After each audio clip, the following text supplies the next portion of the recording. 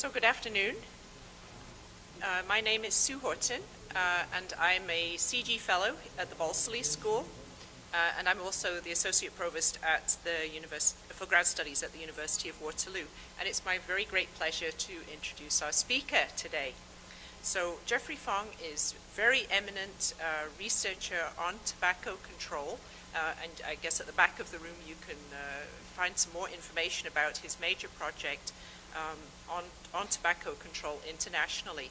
So obviously this is a really important topic. It's estimated that in this century, in this century, 1 billion people will die from tobacco-related causes, and more than 2/3 of those will be in the low and middle-income countries. So the work that he's doing with his collaborators in 20 different countries is of key importance worldwide in the campaign against the tobacco epidemic. So Geoff is a senior investigator in the Ontario Institute for Cancer Research, and he has previously served as a faculty member in Northwestern University and Princeton University. He's been a consultant for the World Health Organization, for Health Canada, as well as various different countries. He's a very distinguished researcher and teacher. He won the University of Waterloo's Distinguished Teaching Award in 1999, and he was the first researcher selected as a senior investigator of the Ontario Institute for Cancer Research. And in 2009, he and two of his colleagues received a top Canadian Achievement in Health Research Award from the Canadian Institutes for Health Research and the Canadian Medical Association Journal on behalf of his project. So I'd like you to welcome Dr. Fong.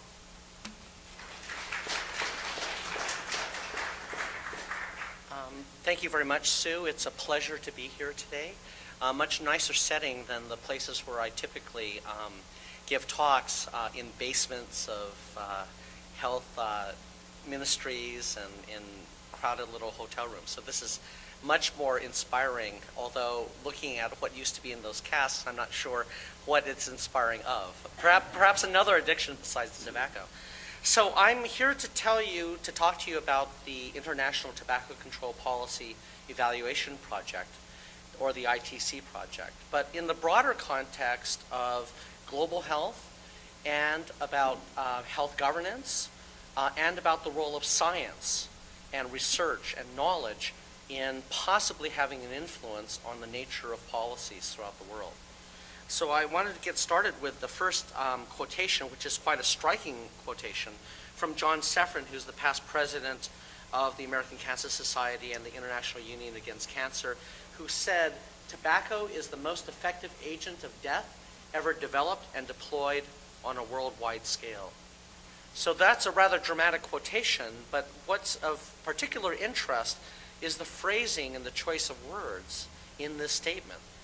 Agent of death, developed and deployed. So those aren't words that you typically ascribe to things like malaria or HIV/AIDS or influenza.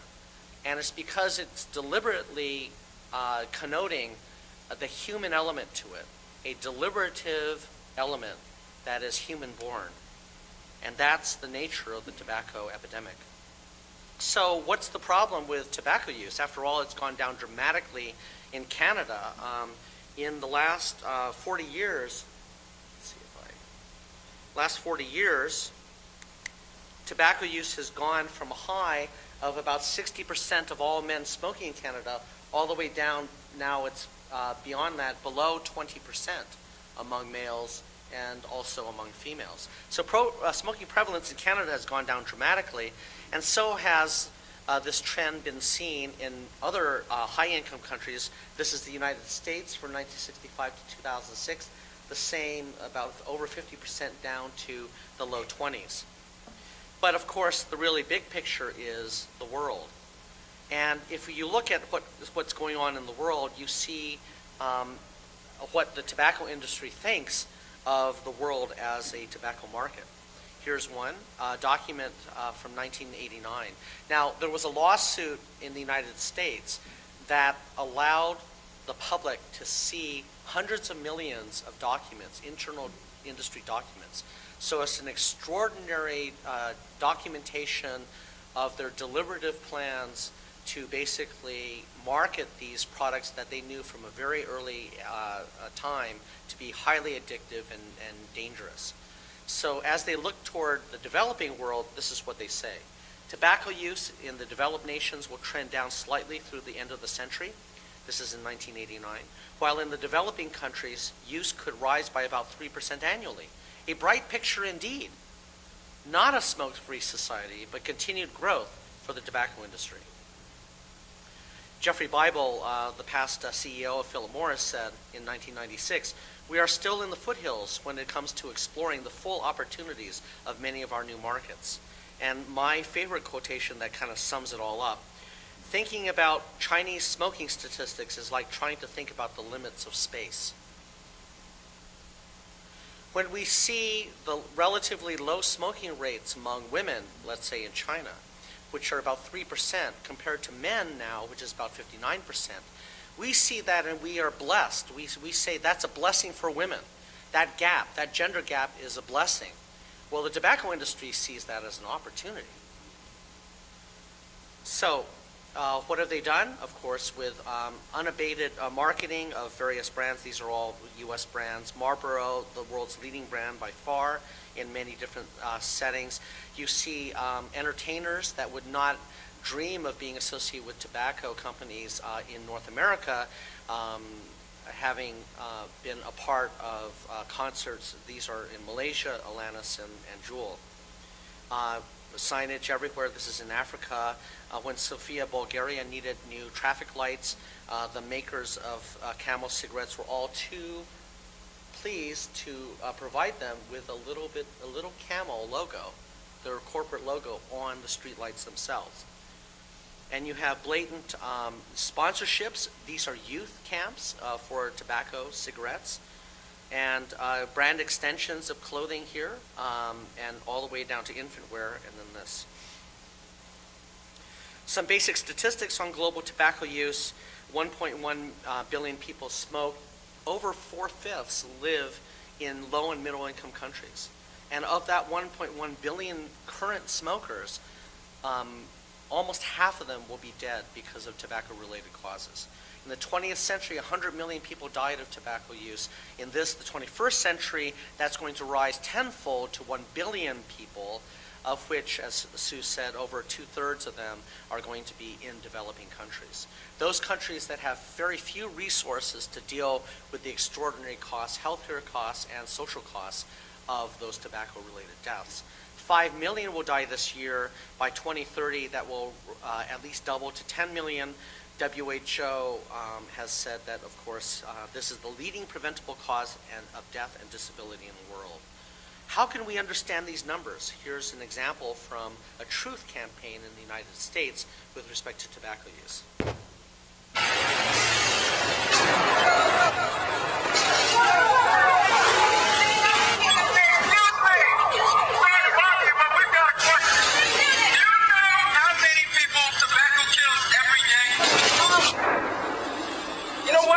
We're going to leave this here for you so you can see what 1,200 people actually look like.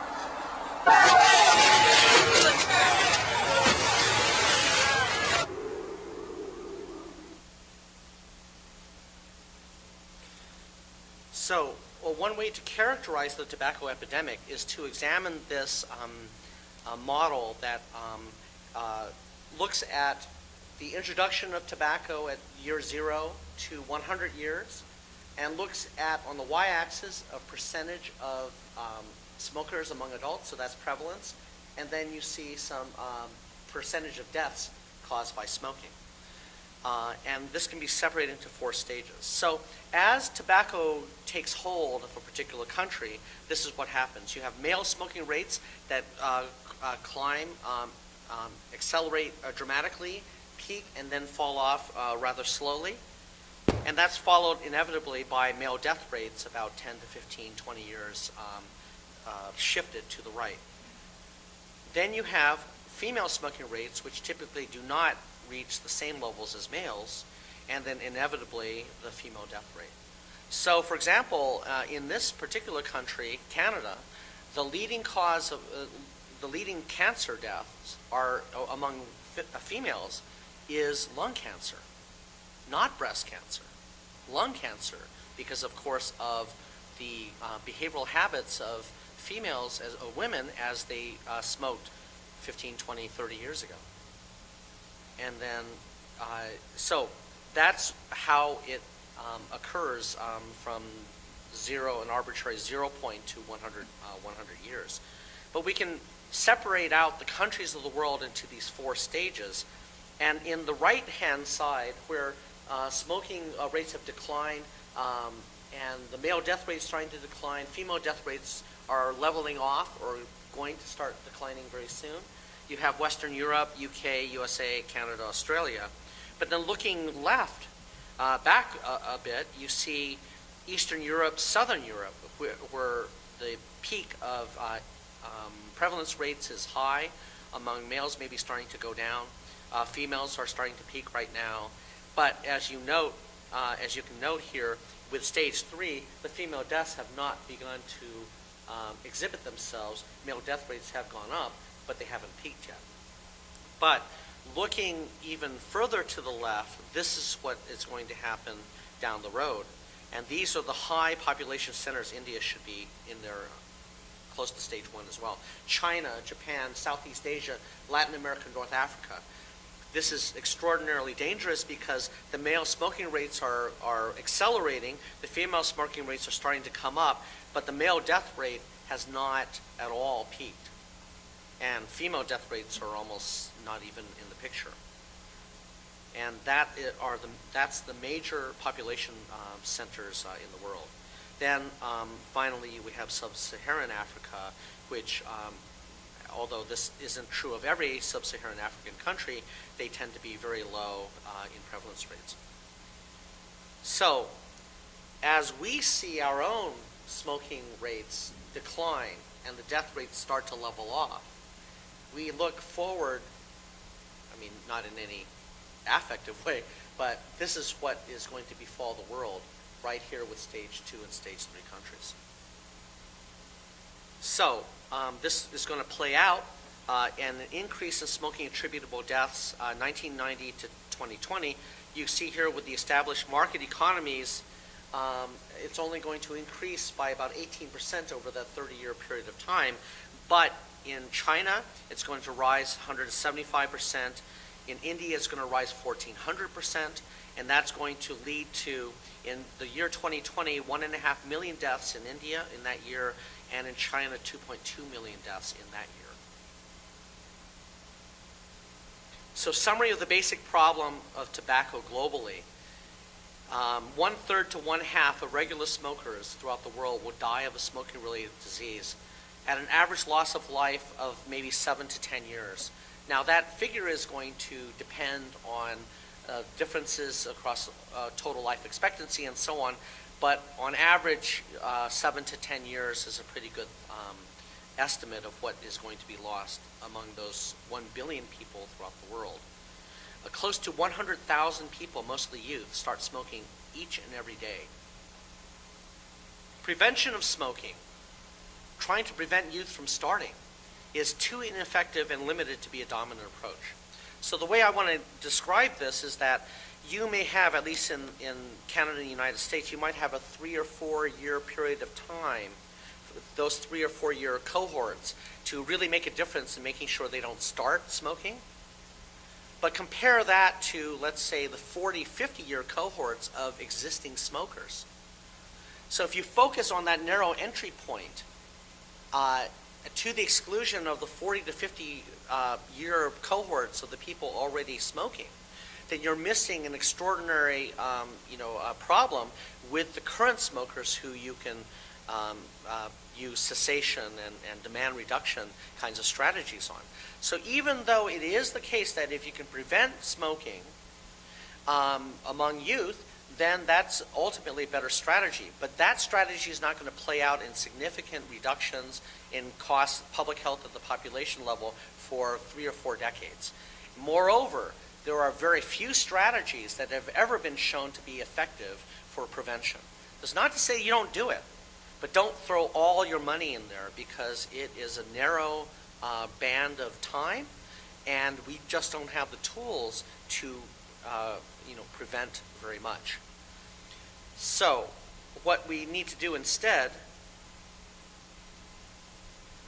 so what can we do? Well, what can we do? Primary prevention is primary. We need to stop the behavior that causes the death. If it's something like early screening, cancer screening, it's hopeless, because early detection in lung cancer does not lead to, so far, does not lead to any different outcomes. Interventions must be carried out at the level of entire populations, not clinical kinds of interventions, but rather population-based interventions. And that, basically, the formula for this is that the total impact on the population is reach, how many people you can reach with this intervention, times its effectiveness. You multiply that all out, and that's total population impact.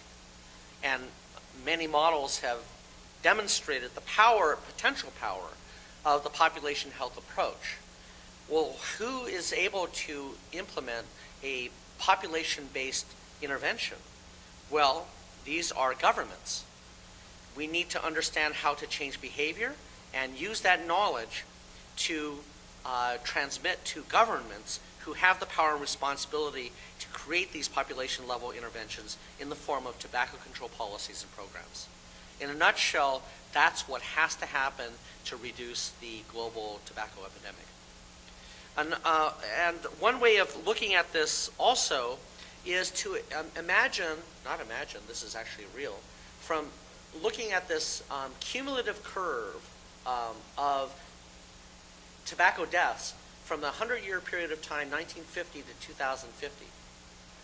In that 100-year period of time, you're going to have about 520 million people dead of tobacco use. So you want to try to bend down that curve, bend it down. And you can use some intuitive physics to figure out, if you've got this somewhat flexible rod, this curve there, how to bend it down. And the first thing that you need is intervention date. All things being equal, an intervention of a certain strength that is carried out sooner in that curve is going to have more impact on bending down that curve. In the same way as you're bending down a flexible rod, you bend it down closer to its base, and it's going to have greater impact on bending down the end that you're not holding. The second thing is effect size. That's the second factor. All things being equal, if you bend down the curve with greater force, it's going to have more impact on bending down that end of the curve. So you put these two things together, and if you have identified a weak intervention, and you have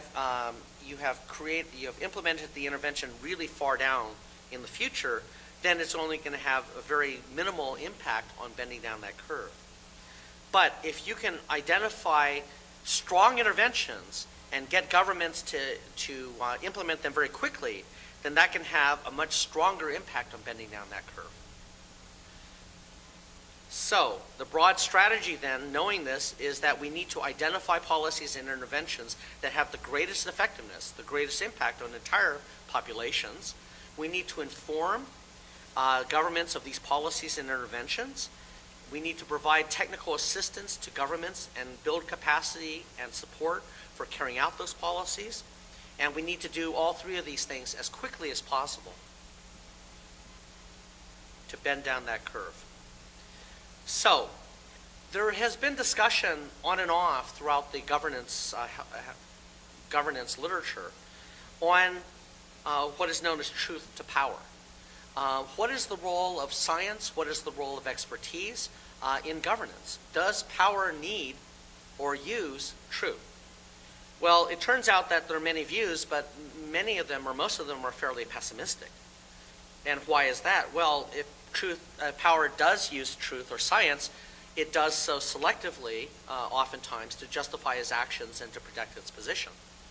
So really, oftentimes there are inherent political forces among organizations that will not want to be challenged on the basis of facts or science or research. It wants to do what it wants to do and will use science in reverse to justify what it's already done. and to claim that it's objective. But there are circumstances when truth and science can indeed make a difference, when power needs truth for guidance. And I would argue that in the domain of tobacco control globally, this is a domain that is relatively special, I think, if you look at health governance, certainly, perhaps other forms of governance, in that governments need science and research. But there's another reason why they need science. From this quotation, tobacco use is unlike other threats to global health. Infectious diseases do not employ multinational public relations firms. There are no front groups to promote the spread of cholera. Mosquitoes have no lobbyists. In a nutshell, this tells you what is different about the tobacco epidemic that's not true about cholera or malaria or HIV/AIDS. There are no active organizations, firms with fiduciary interests to promote that kind of disease. And it's not that the tobacco industry is trying to kill people. It's basically just a side effect of their mission, which is basically to make profits. They have a fiduciary interest in doing that. If a tobacco company said and actually acted on this, suppose they said something like, we have decided that it's best for us to sell 20% fewer cigarettes now in the interest of preserving public health. Those guys would get voted out. So basically, there's rhetoric that says that, but the actions betray the true intent of the tobacco industry. And that plays out over and over again. The tobacco documents document thousands of cases and an inherent strategy where it's obfuscation by facts and action business as usual. So in fact, if you look at tobacco industry and science, you find extraordinary abuses. They inhibited findings within their own extensive research programs that would be dangerous to their existence. We know that from The Insider, the film The Insider with Geoffrey, who wanted to explore the addictiveness of cigarettes. He really wanted to try to find safer cigarettes, but after he found what he found, and there were scientists before him and after him who found things that were very dangerous, like, smoking is carcinogenic. Well, those research findings either disappeared or locked away, or were fired, or funding went away. They created secret funding for researchers and institutions to create an entire research literature casting doubt on the clear findings from researchers on the harms of tobacco use. They tried to create controversy where none existed. So, for example, with respect to primary smoking, there was a strategy, very clear strategy among the tobacco industry of saying, the correlation does not mean cause. And a lot of things can kill you. Applesauce can kill you. Anyway, I have all sorts of film clips. If I do a different talk, I can trot out all these extraordinary examples of abuse of science. But basically, there was one, I think it was Philip Morris, that said, doubt is our product. Create doubt in the minds of public, and you will be able to continue to market and sell these cigarettes that kill half of its regular users. They also attempted to set standards for quote-unquote good epidemiology using completely absurd scientific principles.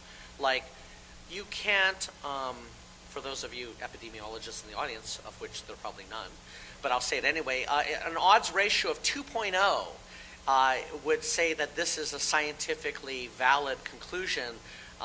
That is, if the odds of getting a disease for the substance is twice as high than if you don't take it, then that's the cutoff point for saying that that's a significant scientific finding, when in fact that's a completely ridiculous statement.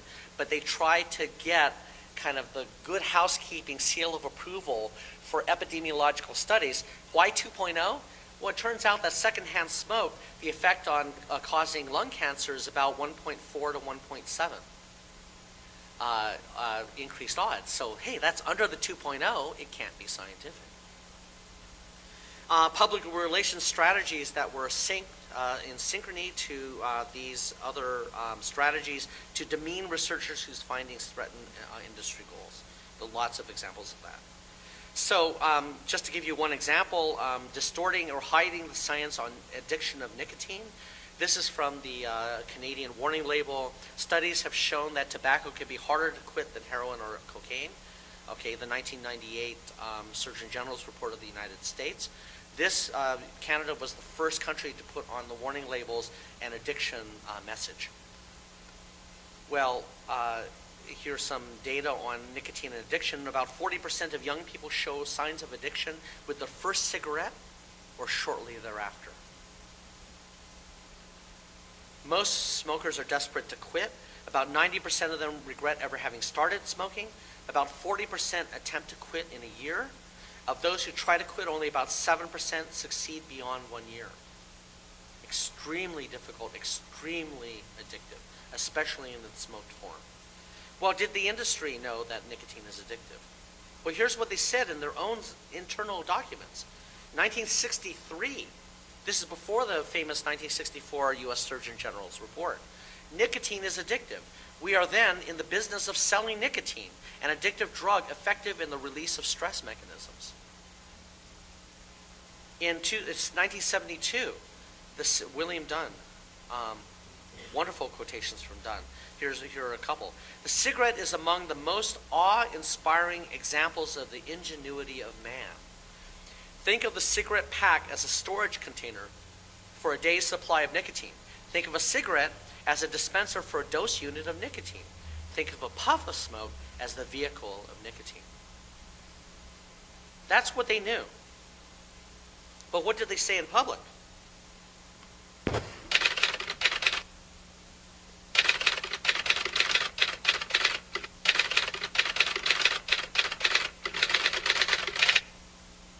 The 7 CEOs Let me testified begin in my Congress. questioning on the matter of whether or not nicotine is addictive.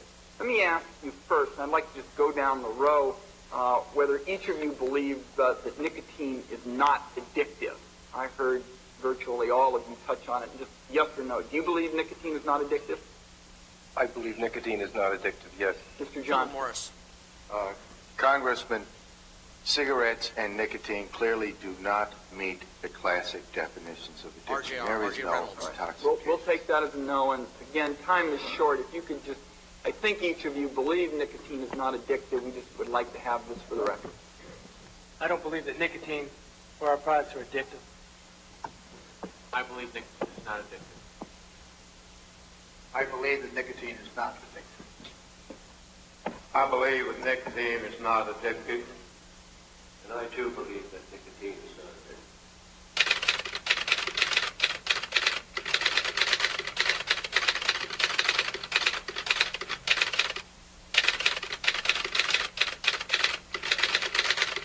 So those CEOs testified in Congress, I think it was either 1994 or 1996.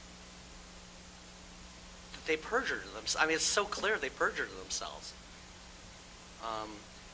There are other examples of what this tobacco industry has done.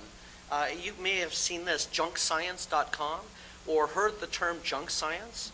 Well, how was that created? Well, it was created by a front group created by Philip Morris in 1993. And this is an irony because they wanted to cover up their association with Philip Morris. And so this front group said, well, we can't just say tobacco is junk science. We got to cast the net really broadly. So let's talk about global warming and nuclear waste disposal and biotechnology and pesticides and cast doubt on those to cover up our mainline funding, which is from Philip Morris. Well, it's rather ironic it's been flipped now because actually now these guys are getting money from Exxon and other oil, and so it's kind of flipped. So it's all the same strategies, cast doubt on established scientific findings. One of the most striking parts of Inconvenient Truth is when Al Gore talks about, in the scientific literature, there were something like 300 studies, none of which cast any doubt on the phenomenon of global warming. And then when you look at the newspaper media reports, it's about 50-50. Well, why is that? It's because, you can buy your way into the media. It's very difficult, well, harder to buy your way into the scientific literature. But nonetheless, the tobacco industry actually bought their way into the literature. They actually command control over an environmental, air quality environmental journal currently. They control the industry-funded researchers control that editorial board, and all sorts of examples of funding from various pro-tobacco organizations. This guy, Stephen Malloy, who's a commentator on Fox News, he's the publisher of JunkScience.com, and he was appointed the executive director for that front group, and there are all sorts of documents on him as well. Okay, so enough with that. Let's go back to the good guys toward the concept of international cooperation in tobacco control. In the 80s, starting with Ruth Romer, she tried to set the kind of the legal foundation, or the kind of conceptual foundation for dealing with global tobacco epidemic in terms of international cooperation in terms of a treaty. Alan Taylor also did that, talking about WHO's constitutional authority. You could build an international law for health. And then they've written separately and together, but they conceptualized, Ruth conceptualized the possibility of using the UN framework protocol approach at WHO for a tobacco treaty. And in 1996, after a lot of debate, WHO adopted the Framework Convention on Tobacco Control, the first ever health treaty, and then began negotiations at the World Health Assembly in 1998. Well, the negotiation process was rather extraordinary and different from how other negotiated treaties proceeded. Of course, there was the threat of domination by high-income countries, which happens all the time, especially those with a strong tobacco industry like US, Japan, and Germany. The African countries and the smaller Asian countries, however, became united against hourly, minutely attempts to weaken the treaty during these negotiations. There were extraordinary contributions of civil society, in particular the Framework Convention Alliance, which today is now an alliance of over 300 NGOs across 120 countries throughout the world that are dedicated to providing technical assistance and lobbying and support for strong policies to be implemented through the Framework Convention on Tobacco Control. And that's their webpage right now. Unlike other treaties where civil society played a rather limited role, I think any neutral characterization of the negotiation process would conclude that civil society basically dominated the outcome of the FCTC. It was really different from other treaties that have been negotiated before it. And in May 2003, it was unanimously adopted by the World Health Assembly. Some of the provisions of the FCTC, warning labels, strong warning labels, elimination of things like light and mild cigarettes, advertising, promotion, and sponsorship bans, or restrictions where there's a constitutional question. That was something the U.S. forced into the treaty. Protection from exposure to tobacco smoke, smoke-free laws, price and tax measures, dependence and cessation, education, communication, awareness. Also, there are provisions for, on the supply side, reducing illicit trade, reducing sales to minors, economically viable alternatives to tobacco, and protection of the environment. Also, a strong part of this treaty is research, surveillance, and exchange of information, cooperation in scientific, technical, and legal fields. So it's built in not only the structure of the policies, but also the potential structure for linking countries to each other with respect to the technical details of how to carry out the dictates of the treaty. The progress has been rather extraordinary. In 7 years since adoption, 168 nations have already ratified it, close to 90% of the world's population. 3 conferences of the parties have convened. The 4th one is this November in Uruguay. So very, very strong guidelines for smoke-free laws, warning labels and packaging. At COP4, they're going to deal with cessation and start dealing with product regulation. Recent advances on illicit trade, there was an intergovernmental negotiating body, INB, that just met this past couple of weeks. They didn't sign, seal, and deliver, but they made progress on illicit trade provisions in the treaty. And countries have varied on the speed of their selection of these policies and on implementation of action. So, in the FCTC in tobacco control, governance has been affected. Within countries, this has pushed tobacco issues very high up in the national agenda. Up to 168 countries have to now deal with this. Between countries, there's recognition of the importance of cooperating internationally for tobacco control. Cooperation and connections, new partners and alliances among civil society. But this needs science. There is a need for evidence base for FCTC policies. We need to counter the tobacco industry disinformation and scare tactics regarding FCTC policies, and the goals, therefore, are bidirectional. We need evidence-based policies, and we also need policy-relevant science. And in fact, the FCTC portrays itself correctly as a strong evidence-based treaty. In fact, it says so in the foreword as an evidence-based treaty, and says throughout it, talking about many cases where the parties are to look toward the results of scientific and research findings in order to guide it in its implementation of the treaty. But if you look, of course, in the actual text of the treaty, it's a little bit vague. So this, under protection from exposure to tobacco smoke, each party shall adopt and implement effective measures providing for protection from exposure to tobacco smoke. So what does that mean? Does it mean smoke-free areas of restaurants? Does it mean ventilation works?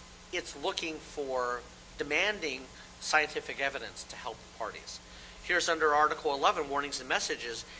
These warnings should be 50% or more of the principal display areas, front and back, but shall be no less than 30%, may be in the form of or include pictures and pictograms, shall contain information on relevant constituents. So, it talks about effective measures for warning labels. Well, what does this mean? Does size matter? Are graphic images effective? So again, it's calling for explicitly for science and research to guide the parties to effective implementation of this article. So research to policy also has a time limit on it, or guidelines on it. For Article 11, have to implement new warning labels within 3 years after entry into force. So when you ratify the treaty, or join as a party through accession, you have 3 years to have improved warning labels. So over 100 countries need that type of information about what constitutes an effective warning label. For advertising, promotion, and sponsorship bans, it's a period of 5 years. Over 120 countries must implement some kind of effective ad promo sponsorship restriction ban within 5 years. So again, it's calling for science to be implemented within that period of time. Are these policies working as they're implemented? No one really knew up until a few years ago, because there had been virtually no studies, except for economic studies, of the impact of policies such as warning labels, advertising promotion bans, smoke-free laws. So we didn't know anything about this, certainly not at the population level. Why and how did these policies have impact? We didn't know that either. So to answer these questions, we needed to evaluate these policies as they're actually being carried out. In the leading edge countries, when they implement graphic warning labels, there needs to be some mechanism for evaluating the population level impact of those warning labels and to demonstrate that those warning labels work and how they work. Same with smoke-free laws, same with ad bans and taxation. And so it was here that we created the ITC project. It started off with 4 countries, but now has expanded to 20 countries throughout the world. All of these countries have come together to evaluate FCTC policies as they're carried out in their respective countries, and to share and communicate their findings among the ITC project countries with their own governments and throughout the world. Our objectives are to conduct surveillance, what's happening over time with respect to behaviors and other variables, smoking rates and other factors that are known to be associated with smoking rates, to use certain kinds of designs to evaluate the impact of these tobacco control policies, to disseminate our research findings to policymakers, researchers, and other stakeholders, and engage in capacity building for researchers, policymakers, and the tobacco control community more generally. And we do surveys, extensive surveys of probability samples, so they're representative samples. Over half of them are nationally representative samples in their countries, in each of these countries. It's a longitudinal cohort design, so we actually track the same people over time, which allows us the ability to actually track whether at the individual level these policies are having an impact, and whether that in turn leads to changes in behavior over time. We have identical similar measures in all countries. We select countries to take advantage of policies that are going to be implemented, so we can get in there and measure the impact with natural experiment designs. And this is our we have very large samples, you can see in the thousands across our 20 countries. We've started collecting data in 2002 to 2009. Those red boxes mean in that country in that year there was a particular survey collection wave. We have the world's first longitudinal cohort study of smoking of any kind, and our the impact on policy, which is our focus, makes it a unique project scientifically in all of global health. So if you look at the top 10 countries for world smokers, in China, in India, in US, in Brazil, Bangladesh, and in Germany, we have ITC surveys in each of those 6 out of 10 countries. In fact, ITC surveys are being conducted in over 50% of the world's population, 60% of the world's smokers, and 70% of the world's tobacco users.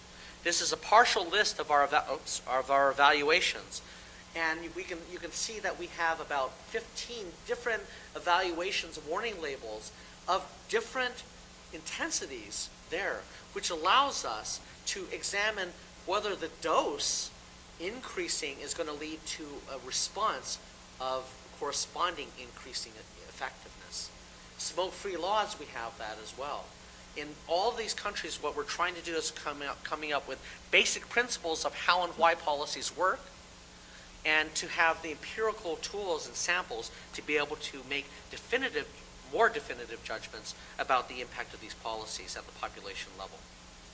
We're providing the structure for creating usable knowledge for policy making, because this work is directly tied to the nature of the FCTC and of the policies being entertained within each of the articles. We are also part of an epistemic community of tobacco control researchers and policymakers working together. We call us a transnational transfer network. So I want to just give you a little bit of flavor for some of our findings. In China, with over 300 million smokers, so you have to pay attention to China versus other ITC countries. So we have, in 7 cities, we have probability samples in some of the largest cities in China: Beijing, Shanghai, Guangzhou, Changsha, Yunqian, Shenyang, and Kunming. We have partnership with the China National Office of Tobacco Control. We have 3 waves of data so far in China. And here is a depressing finding. This is the percentage of smokers reporting having at least some plan to quit in China. So Canada's at the very top. 80% of smokers report having a plan to quit. But China, with the most smokers, is less than 30%. A tremendous challenge for tobacco control in China. Then, society disapproves of smoking in China. Again, Canada is the very top as far as social norms against smoking. And China, although not the lowest, is depressingly low given the fact that they have over 300 million smokers. Now, where are they going to go? China's actually ratified the FCTC. It's actually engaging us in tobacco control policies. So, where did people go in North America when they started finding out about dangers of smoking? Well, there was this creation called light cigarettes, which is, to use the vernacular, totally bogus, because light cigarettes have no public health impact. It's all a trick of fooling the testing machine into reading lower levels by punching holes in the side, so when the testing machine sucks in the smoke, it sucks in ventilated air through the side of the cigarette. It is a fraud, and that's why light, mild cigarettes need to be banned. But in China, they haven't banned them yet. In fact, here is an advertisement in China, and it says, "A little lower means more loving care. Low-harm cigarettes give you more loving care. The world's most advanced low-harm cigarette technology, offering a guarantee of health for your smoking life." These are light cigarettes that are being marketed in China right now. So, depressingly, we find that percentage of smokers believing that light cigarettes are less harmful in China is the highest. So that's why we're in there. We're informing the government of these findings so that they can take strong action against light, mild cigarettes. So I'm going to just go through very quickly. I'm going to skip this part. I'll let you see it really quickly. In the UK, we evaluated that change in warning labels against 3 other countries in which they stayed exactly the same. That's called a natural experiment. And we find that, indeed, when you enhance your warning labels, in the UK, which is the green, this is noticing warning labels is shot way up compared to the other 3 countries. So this is a really nice finding because you have 3 control countries. And also, here's one where it says that warning labels stop you from having a cigarette when you're about to smoke one last month. The UK went up significantly, although not as high as the graphic warning labels in Canada. Okay, so I'm going to skip over this. So we have demonstrated that warning labels increase knowledge. And in fact, this happens in Thailand when they went graphic from 2005 to 2006, compared to Malaysia, also in our sample, that didn't change. Thailand, all the indicators of the leading indicators of effectiveness went up in Thailand. Warnings make you more likely to quit went up in Thailand compared to Malaysia. And now we're also evaluating things like graphic warning labels in Mauritius that just came out. And Brazil's extraordinary new warnings here, which have a detachment between the actual graphic warnings and, the warning labels do a lot. Smoking does a lot, but it doesn't cause you a hole in your head. But what they're trying to do is they're trying to simply take the pack back and say, hey, for decades, the industry has allowed these fanciful, completely ridiculous images of sport and sex and romance and sophistication to be attached to this. Why don't we just attach all these negative images? It doesn't have to be truthful. It just has to be negative. And we're partnering with the Brazilian government to evaluate these warning labels there. So for smoke-free, we have an extraordinary number of findings. I'll be about 4 more minutes. We have in Europe, starting with Ireland, a number of countries went smoke-free. And we asked our representative sample about the last time they were in a bar or pub, was there any smoking? So in that way, representative sample of smokers, reporting the last time they were in a bar or pub, representative sample of bars and pubs in that entire country. So in Ireland, 98% before their ban reported smoking in that bar or pub. In UK, England and Wales and it was 98% as well, 92%. Scotland, 93%, France, 96%, Germany, 93%, and Netherlands, 98%. Then after the ban, it went from 98% in Ireland to 5%. Extraordinary success, went down to 4%.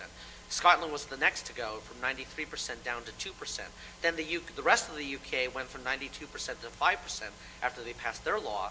And France went from 96% to 4%.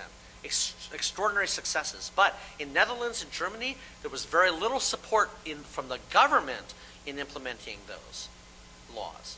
So what happened there? Well, in Netherlands, it went from 98% to 31%. Good, but a miserable failure compared to the other countries. And Germany from 93% down to 52%. Awful. So this demonstrates the dose response. Government support, doing it the right way, you can achieve those single-digit figures. So I'm going to skip over that part, yeah. Also Mexico City, and we also, John Reed, you may know John Reed, UK Secretary of State for Health. 3 years before, he was Smoker of the Year, but he became Secretary of State for Health. That would be like having an education minister that never graduated from high school. Where would that ever happen? So in Scotland, he was talking about the fact that maybe smoke-free pubs are going to lead to smoke-filled homes. Well, we tested that hypothesis, and we found that that was completely untrue. The homes allowing smoking inside in Ireland went down by 5% after the ban. So there was no displacement. We have, with regards to dissemination, we know that dissemination traditionally is very, very long, tedious, and not very effective. Average of 17 years for a biomed research finding to make it into practice. And dissemination may occur even more slowly in public health settings. Well, that's pretty depressing. Well, what we did was, an example of this was to facilitate policy making in Alberta. I gave a talk in Alberta, and I found out that Alberta was going to go smoke-free, but they were going to go limited because they were afraid that there wouldn't be enough support in Alberta for it, number one. Number two, the opponents had brought up the awful, the stereotypic trigger of, well, the rural Alberta doesn't want this to happen. This is all the imposition of Edmonton and Calgary. So we looked at our data, and we had 250 cases from Alberta. So these are the support for total ban in bars and pubs in Ireland, and we just simply superimposed the Alberta.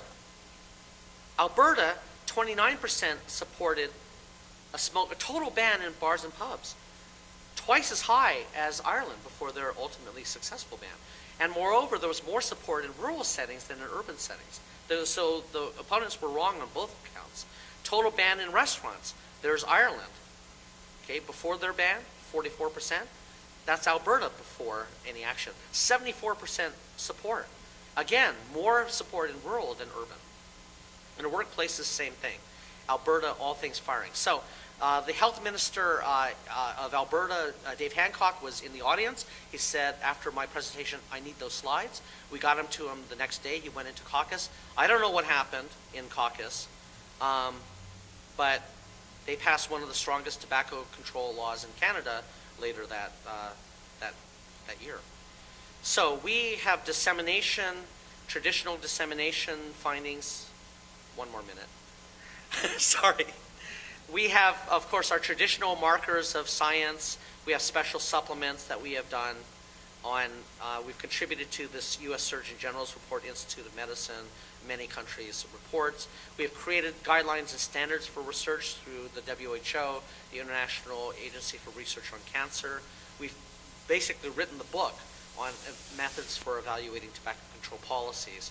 We engage personally in knowledge transfer among all our teams. We have multi-country workshops where we've trained probably close to 1,000 people already throughout the world, and governmental officials and researchers and advocates before major conferences. We have national reports, and in fact, here's the Minister of Health and Sports herself in France that used our data at a press conference for the 1-year anniversary of the smoke-free law, and also agreed to write the preface and signed it with her official portrait. And if you look on the French government website, you see our ITC report. Country summaries all over the world. World No Tobacco Day, we had on graphic warning labels. This is the Chinese version of our report on graphic warning labels. We've also engaged in many different types of, personally, our team has gone many countries to talk directly, President of Uruguay, FCTC Secretariat, health ministers and health secretaries throughout the world, in Brazil, and also the FDA tobacco guy in the U.S., which is now regulating. We've given our seminars and workshops, but also have engaged in, sorry, this is taking a bit, and so on. The CIHR award. So we're assisting in the harmonization of reporting instruments for the WHO and the FCTC itself, playing a part in FDA regulation in the U.S., Bangladesh, India, Netherlands, and China, and Africa. We're forging ahead in disseminating our findings throughout the world. So in FCTC, I would argue that tobacco control is at the leading edge of international health governance. This is how science can really make a difference.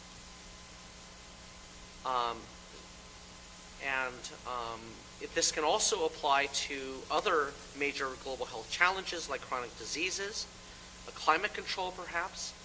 In other words, we see the ITC as a paradigm for evaluation of policies and other interventions in global health.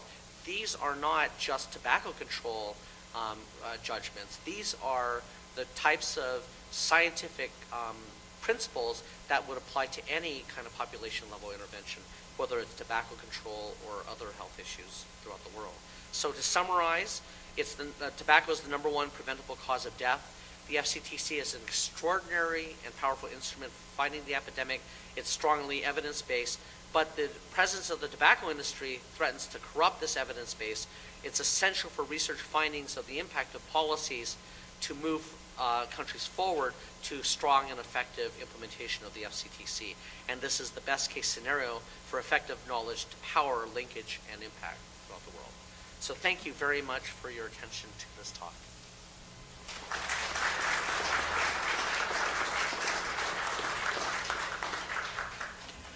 So we just have a very short time left for questions, and then perhaps Jeff would be willing to ask informal questions afterwards. I would just invite comments or questions at this point.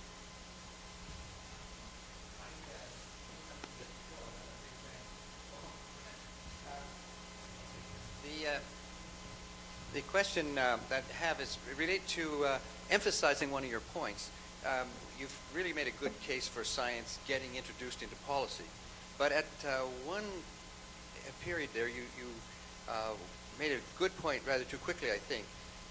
The effective agencies of government, the official policies that are all in place and so on, get contaminated by the lobbying that you're talking about.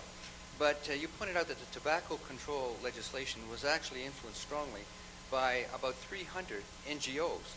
So my point in this forum with CIGI is that you argued quite, I think, successfully that studying the government actions alone would be completely inadequate for explaining why the thing happened.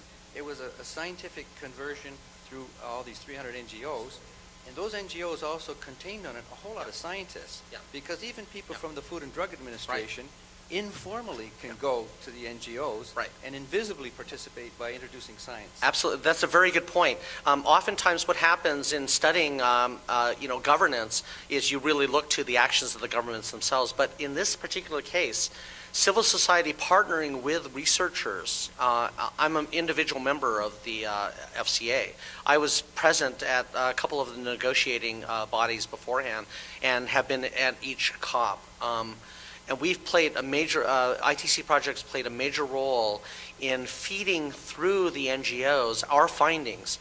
And in fact, just one very brief anecdote, which actually didn't come from civil society, but at the last COP3 in Durban, the South Korean delegation got up and made a statement during plenary saying, we don't think we can support graphic warning labels because we believe that there may be some downside to these warning labels, that it will create depressed people and they may commit suicide.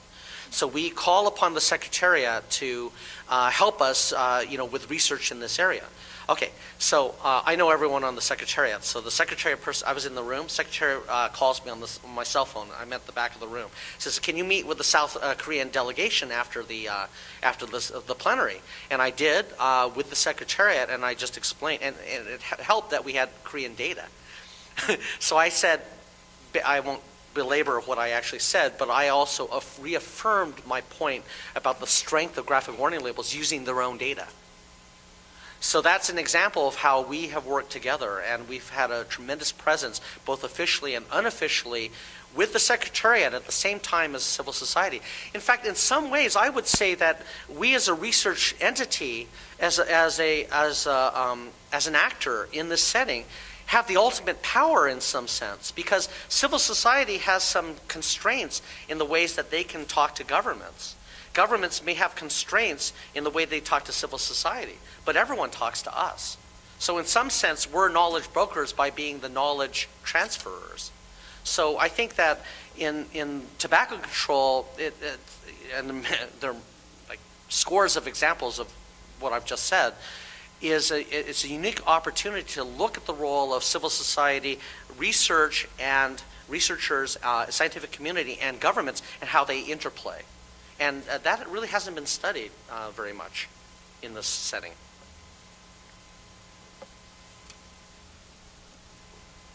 Okay, one last question.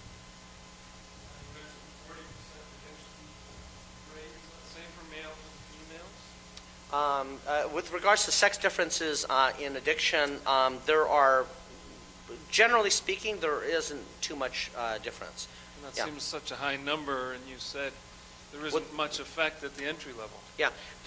Well, no, and the reason why there isn't much effect at the entry level is very quickly after, trying it for the first time, you show these signs. So it doesn't, there are gradations of addiction, but if you look at the DSM-4 categorization of addiction, dependence for tobacco, then a number of the criteria are met among those youth that start within 2 or 3 weeks. Yeah. So which is another reason why initiation is so difficult to stop. You could, it's not only the first time, but just the initial, you just can't get there.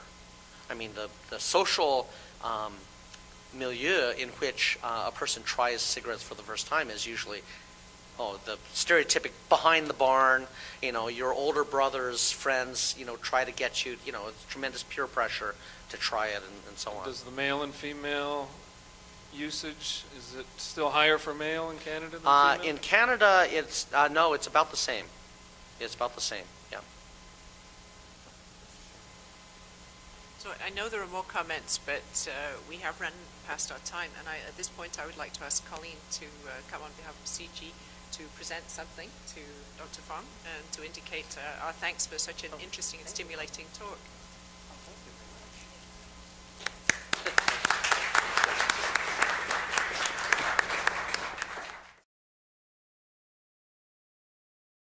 Nicer setting than the places where I typically give talks in basements of health ministries and in crowded little hotel rooms. So this is much more inspiring, although looking at what used to be in those casts, I'm not sure what it's inspiring of. Perhaps another addiction besides tobacco.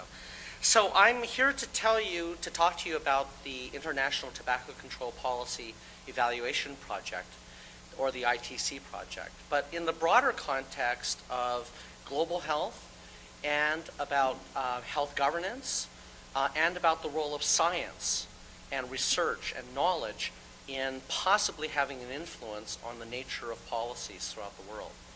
So I wanted to get started with the first quotation, which is quite a striking quotation, from John Seffrin, who's the past president of the American Cancer Society and the International Union Against Cancer, who said, "Tobacco is the most effective agent of death ever developed and deployed on a worldwide scale." So that's a rather dramatic quotation, but what's of particular interest is the phrasing and the choice of words in this statement. Agent of death, developed and deployed. So those aren't words that you typically ascribe to things like malaria or HIV/AIDS. or influenza. And it's because it's deliberately connoting the human element to it, a deliberative element that is human-born. And that's the nature of the tobacco epidemic. So what's the problem with tobacco use? After all, it's gone down dramatically in Canada. In the last 40 years, last 40 years, tobacco use has gone from a high of about 60% of all men smoking in Canada, all the way down, now it's beyond that, below 20% among males and also among females. So smoking prevalence in Canada has gone down dramatically, and so has this trend been seen in other high-income countries. This is the United States from 1965 to 2006, the same, about over 50% down to the low 20s. But of course, the really big picture is the world. And if you look at what's going on in the world, you see what the tobacco industry thinks of the world as a tobacco market. Here's one document from 1989. Now, there was a lawsuit in the United States that allowed the public to see hundreds of millions of documents, internal industry documents. So it's an extraordinary documentation of their deliberative plans to basically market these products that they knew from a very early time to be highly addictive and dangerous. So as they look toward the developing world, this is what they say. Tobacco use in the developed nations will trend down slightly through the end of the century. This is in 1989. While in the developing countries, use could rise by about 3% annually. A bright picture indeed. Not a smoke-free society, but continued growth for the tobacco industry. Geoffrey Bible, the past CEO of Philip Morris, said in 1996, "We are still in the foothills when it comes to exploring the full opportunities of many of our new markets." And my favorite quotation that kind of sums it all up, thinking about Chinese smoking statistics is like trying to think about the limits of space.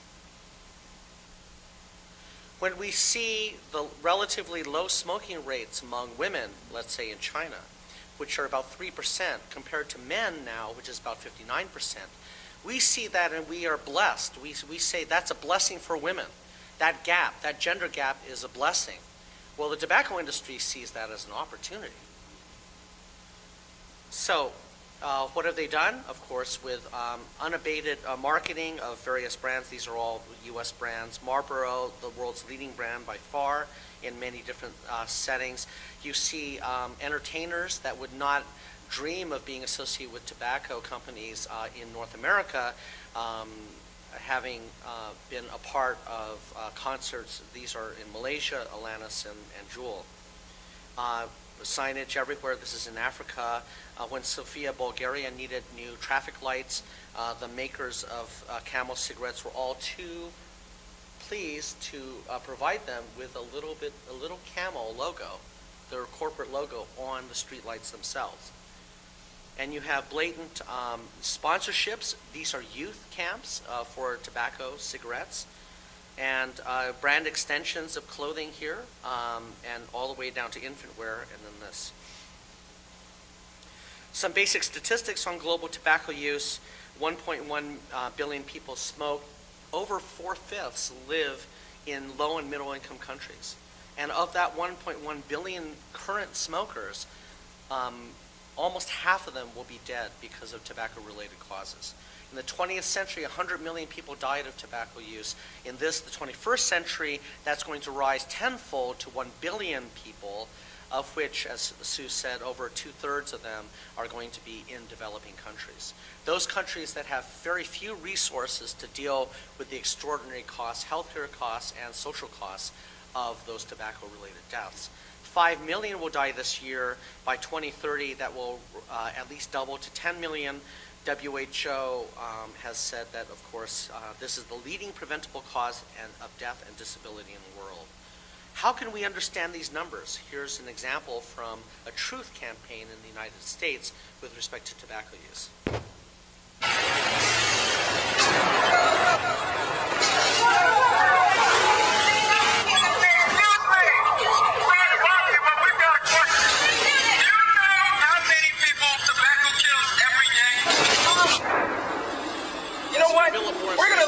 picture for you so you can see what 1,200 people actually look like.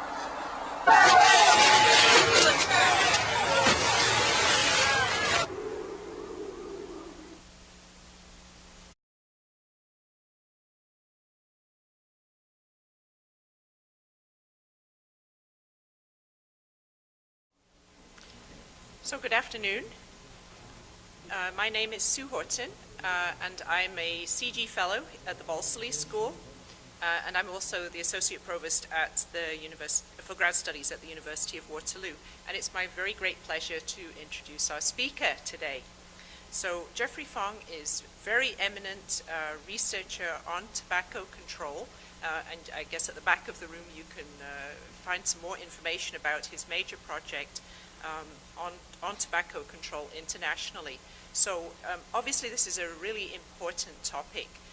It's estimated that in this century, yes, in this century, 1 billion people will die from tobacco-related causes, and more than 2/3 of those will be in the low and middle-income countries.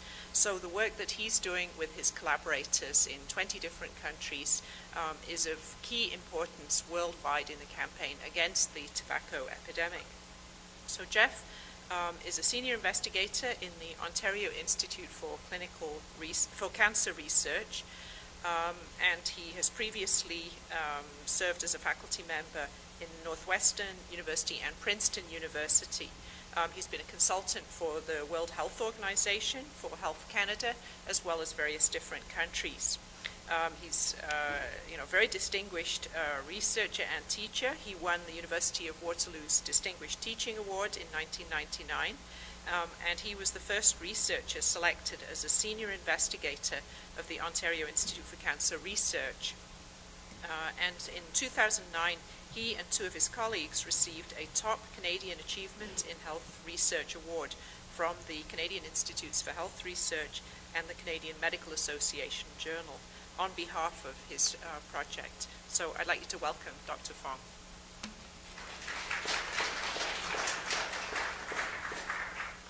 Thank you very much, Sue. It's a pleasure to be here today.